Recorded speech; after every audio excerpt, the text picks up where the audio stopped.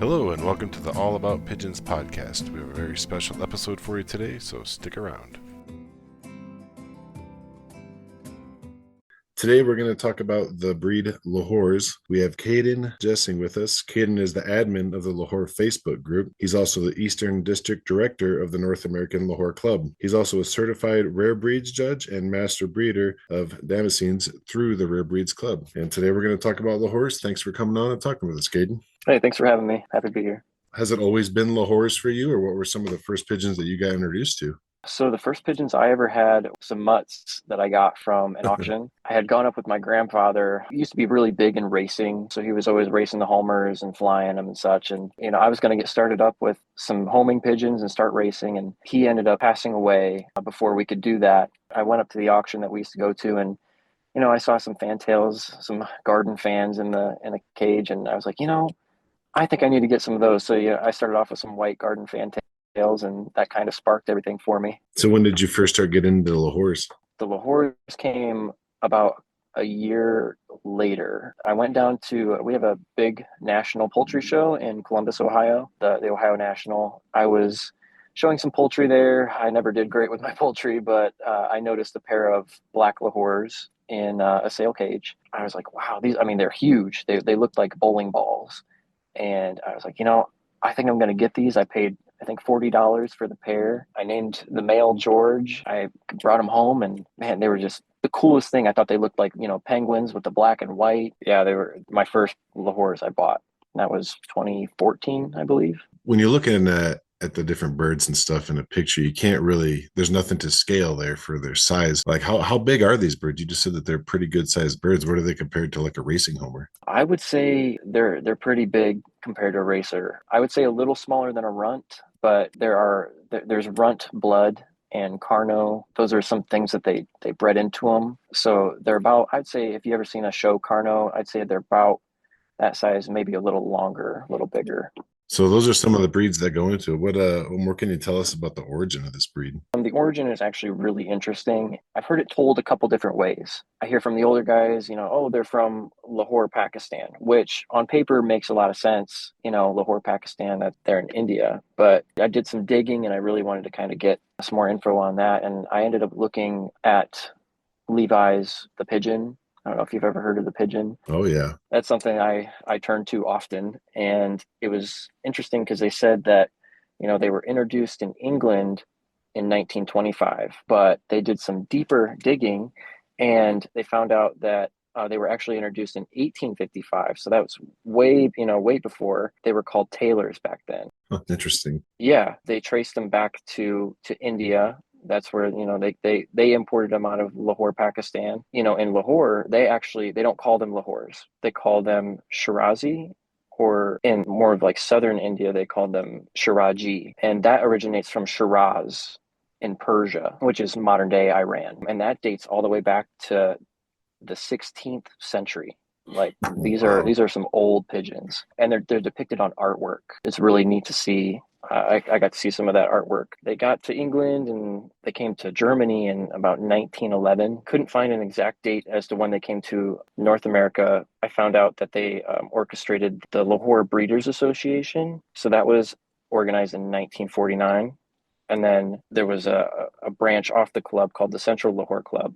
That was in 1953. And they had this huge show at Des Moines. They had 16 exhibitors with 118 birds, which is insane because I go to Des Moines. I've been going for the last 5 years, and it's me and maybe two people that show now. And just to hear that there were 16 exhibitors and 118 birds is crazy to me. When was that? That was in 1953. Once that kind of got established, there was another branch off the Central Lahore Club. It sounded like the Central Lahore Club kind of like faded into the background, and they produced the American Lahore Club in 1955 in Des Moines. Is the Lahore considered a rare breed? No, the Lahore, since it had more of a following and since there was a club, they're not considered rare breeds. Oh, okay. I've heard these birds are pretty calm. Is that pretty much the case with all of them that you have come across? With all the experience that I have over the years, I say that they're pretty calm. They're pretty tame birds. They don't really fly away from me when I go into the loft. I have heard on occasion, oh, well, these birds are wild and they fly around and whatever. And it's kind of what you keep them with or what they're reared with. Because if you rear your Lahores with, let's say, starlings or archangels, something that's really flighty, they take off and spook pretty easy, then I would say, yeah, they could be pretty flighty. But yeah, in my experience, I've always kind of kept them with their own breed. And once they're kind of tamed down, then I could maybe throw some starlings in there that or damascenes that they can do their own thing. But the Lahores themselves are fairly calm, and they actually have some points in the standard that state that there's some floating points. I would say they could be knocked down if they don't have that temperament. If they're a little mean, or if they're really flighty in the cage trying to get out, then they can take those points into consideration. So what is your loft setup like? Do you have a loft just specifically for them, or did you say you might put some other breeds in there with them as well? Yeah, I have a couple different lofts. I have one, two, probably about 4 or 5 different lofts. Nice. And that's kind of like during the show season, I use more. Like in the wintertime, I'm only utilizing 3 different lofts. My main one is an old milk parlor. My grandpa, he used to be a dairy farmer. I would always go and play in the milk house, and they had these troughs that they would come lead the cows up so they could eat while you were milking the cows. And I was like, well, these look like great nest boxes. I mean, there's like 6, there's 3 on one side and 3 on the other side. I'm like, they're already built in. I turned my grandpa's milk parlor into a pigeon loft. And that's where I keep most of my Lahores at. And I only keep about 20 birds in there. And then I built the loft that extends outside so they can go out, get sunlight, take baths out there, get some fresh air and stuff. That's kind of an important thing I've learned over the years, was to keep the loft, like, you got to keep air flowing through there, because if it gets damp or moist, then that's good place for bacteria, place for stuff to fester. What kind of flooring is in that? It's cement. Yep. So I mean, it gets cold, and it's not the best. To be honest, it's not the best place to keep pigeons. Just based on that, I have a fan in there, and we constantly are keeping an eye on that. I would rather honestly have them on dirt, or at least sawdust. Conversion lofts. What are you going to Right. do? It Yeah. works and you can make it work and everyone's healthy. So that's what counts. Exactly. I mean, I was 14, and I was like, this is what I've got, and I'm going to utilize what I have. And Yeah. and I've moved to some better loft areas that I keep my other birds in now. And it's the milk parlor is kind of just a catch-all or a quarantine space. Or So let's talk about like the showing, getting these birds ready to show. You have these other lofts. Are you putting these birds, kind of giving them a lot more space? Is that what you use them for? yeah, I like to use one of my other pens as a conditioning. So the main shows I am worried about are Louisville, the National Young Bird Show, Hmm. mainly because I got to hatch out my birds early, because they're so big that they just need more time to fill out. I'm constantly checking to see, first off, do they have the right markings? If they have the right markings, then they move to the next pen. Once I get them, into that grow out pen, I can kind of monitor them and, vaccinate when I need to, and kind of grow them out. By the start of the show season for the young birds, I have my show team, and that's kind of where they stay. And that way I don't have to intermingle them with my breeders and my other birds that I have at home, because then I'm coming to a show and from a show, and I don't want to introduce anything to my breeding stock. I don't want to jeopardize them. So you're pulling them, making sure the colors are good, moving them forward, kind of get their own space and feather out. Do you do any sort of supplements or anything like that to help them for the traveling? I don't really use a whole lot of supplements. People like to put vinegar in the water, or I've heard people use bleach, or I don't usually use a whole lot of it. I use a little bit of vinegar here and there, but I don't really put anything crazy into the water. I mean, there's no real evidence to support that vinegar or bleach really has any beneficial properties to it. There's nothing just backing it. People put bleach in their waters it keeps the container clean, I guess. But yeah, I don't usually use any supplements. What do you vaccinate for? I vaccinate for PMV, and that is the only thing that I vaccinate for. I've heard of other people vaccinating for different, strains of things. And in my experience, the only problems that I've had were with PMV. I had PMV once, it wiped out a bunch of birds. I had to basically start over. So I was like, well, not going to make that mistake again. Got to vaccinate. That's always a hard lesson to learn, but it definitely sticks when you get it. It definitely sets you back a couple of years. Yeah, But yeah. yeah. Are there any breed specific health issues that Lahores have? I can't really think of anything, to be honest with you. I don't think there's anything specific or detrimental to the Lahores that isn't to anything else that you raise. No common issues that you've been running into? Not really. If there's any issues, it's usually, I guess, fertility. I have been known to use some vitamin E supplements to make sure that I'm getting the right fertility. I used to trim my birds. I used to like cut the tail down and make sure that, everything's happening the way it should be and I'm getting the right fertility out of them. It's hard once, you're breeding for a big bird. Some people try to make them bigger and you end up having those issues that you might not have with a smaller bird. So do you have to trim the tails then, or was that just something that you were doing at the time to increase your fertility and get a better breeding season? Yeah, I used to trim the tails a lot, and then I kind of did a year without it and realized there wasn't a whole lot of change. But also, I know that when I started, my birds were very long in the body, like in the tail and wings. They kind of stretched out probably 3.5 inches, which the standard calls for a lot shorter. I think it's like an inch and a half past the wings. So I started breeding for shorter birds, which I think in turn helped my fertility. So how are they as far as parents go? You don't have to foster, right? They'll take care of their own. Yeah, I really don't do any fostering with the Lahores. They raise their own babies. I think the only thing that you need to take into consideration is how much space, because Lahores are big. They can be a little territorial around their areas. They don't want another bird perching on their nest box or anything like that. So since they're big, they're going to take over a decent amount of space. So just making sure you have that available to them, I think is your best way of producing more offspring. What kind of nest box setups do you have in your loft?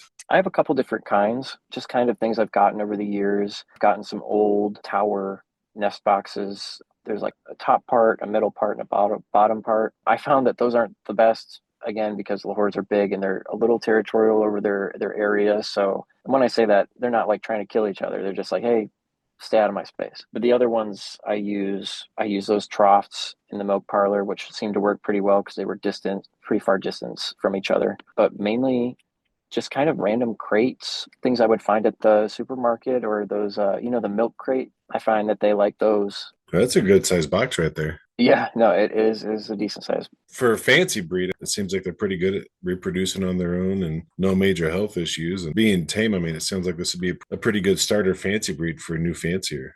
Oh, definitely. I know a lot of people who started off on Lahores and then moved on to something else, because they're really just tame and pretty docile. I mean, they kind of sit there and do their own thing, and they get up and they breed and they produce their own offspring and they feed their own offspring. And so I started on them and I kept them, and I did pick up a couple other breeds, but that's something that's never really wavered, is just keeping Lahores. They're really great, and I wish more people would end up showing them. When I first saw Lahores, it was the color pattern. It was real striking, the different colors, but just the way the patterns laid out on the bird. Absolutely. What was it that drew you into them, and what was some of the characteristics that you really liked about them when you first came across them? I think it was the pattern that really got me too. That kind of half moon, kind of like the crescent around the eyes, from the eyes around the head to the chest. That's the only bird in North America that I know of that is here that has that marking, besides the Shirazi, which the original bird can tend to have those little marks on them. Basically, they're relatives, so I don't really count that. But there's another bird in Australia. I think it's the Australian tumbler. They also have that same marking. The body's a little different. I would say the markings are kind of what got me, and the contrast between the black and the white really just draws me in. I mean, they look stunning in a show cage. I especially like the black and whites. I mean, I had magpies for a while, and it was that pattern, that black and white pattern. I think that looks really, really neat. What are some of the other colors that you can get in the horse? There's a lot more colors now than what there used to be. The originals were black, red, yellow, lavender. So I would say those four, and then I would say brown came along, and then your bars and checks. So that was kind of the base. And then once we started kind of crossing them into the Carno and to the Runt, different things like that, the more colors were brought in. I know I've seen grizzles, I've seen indigos. Somebody else, they introduced Modena bronze into them, which I'm all for adding some colors because I love some genetics. That's great. However, I wish it was a different breed and not Lahores, because they added a Modena. They crossed Modena to a Lahore. And one of the biggest faults that I have in my birds is that tail will go straight up in the air, and I need it to be on the ground. And that drives me insane. That is one of the faults that it's upsetting, because you work so hard and you finally have a perfectly marked bird, and then that tail sticks up in the air and you're like, geez.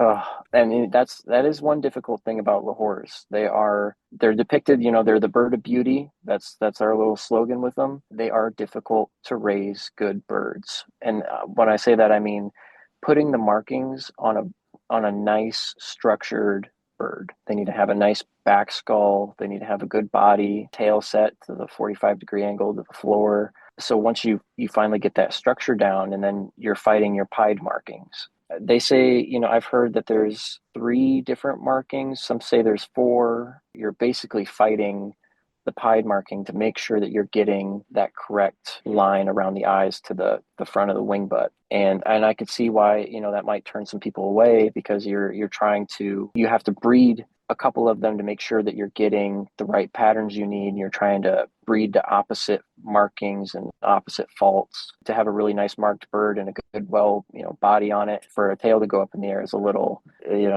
it's not for the faint of heart, but they are super easy to breed, and I think that's what draws people to them. That's the nature of the beast when it comes to adding colors and into a Mm-hmm. bird that you're going to be showing. It's challenging in that way. But yeah, you got a breed that can reproduce easily and doesn't take a lot of fostering work and stuff like that. Then that'd be pretty fun. Absolutely. Can you give us like how the points break down for scoring this bird? The biggest amount of points are the markings and the design of the bird. So that's about 25 points. So you really, you're trying to get that marking around the head, and you're trying to keep the white with the white and the black with the black, or any other color you have. And then you go down to about the head and the neck. That's 20 points. So you want that nice broad head, and you want a thicker neck on them. The body and size is next. So you want a nice sized bird. You don't want anything that's, Homer sized. You just want that kind of nice roundness to the front of the chest, the body that flows into the rest of the bird. And then carriage and station is next. And that's the tail thing I talked about. You want that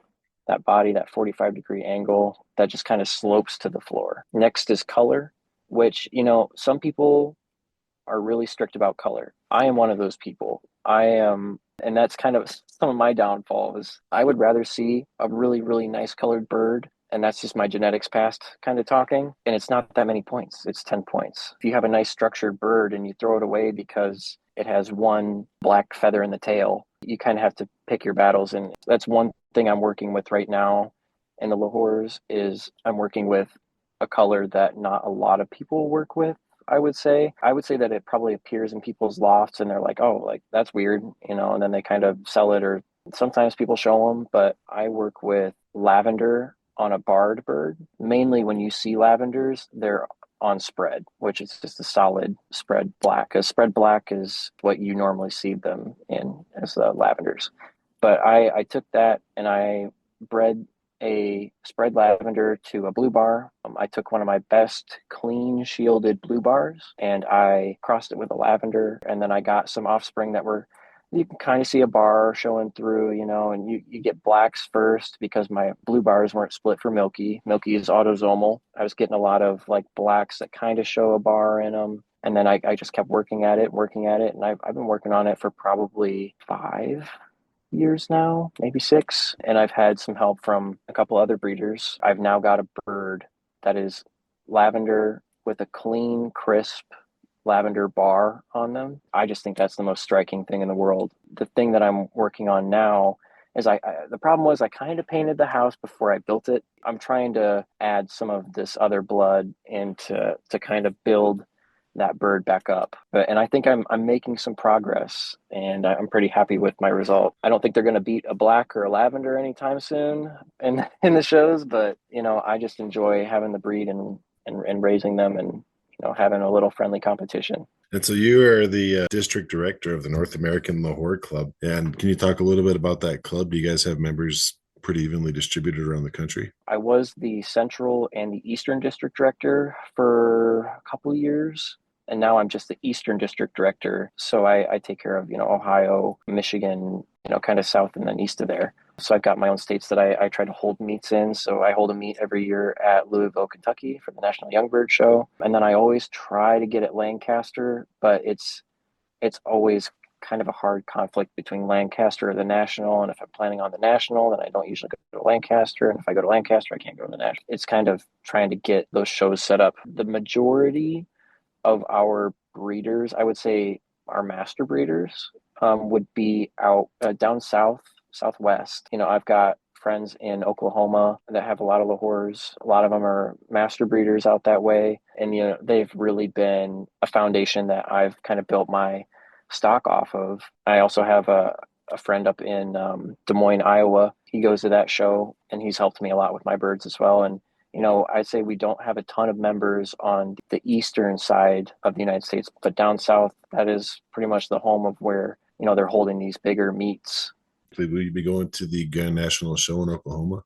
Unfortunately, I had a wedding come up, one of my friends, so I won't be able to make it to the national. I was planning on it, which is upsetting because I didn't schedule anything for Lancaster because I was like banking on the national, and then life happens, I guess. So So does the North American Lahore Club, will they be at something like the Young Bird Show and stuff like that? Will they be set up there? the Lahore Club will be set up at the national. We are always set up at the Louisville Youngbird Show, but yeah, every national we have a meet. Is there an international club too for this breed, or is it just the national club that you know about?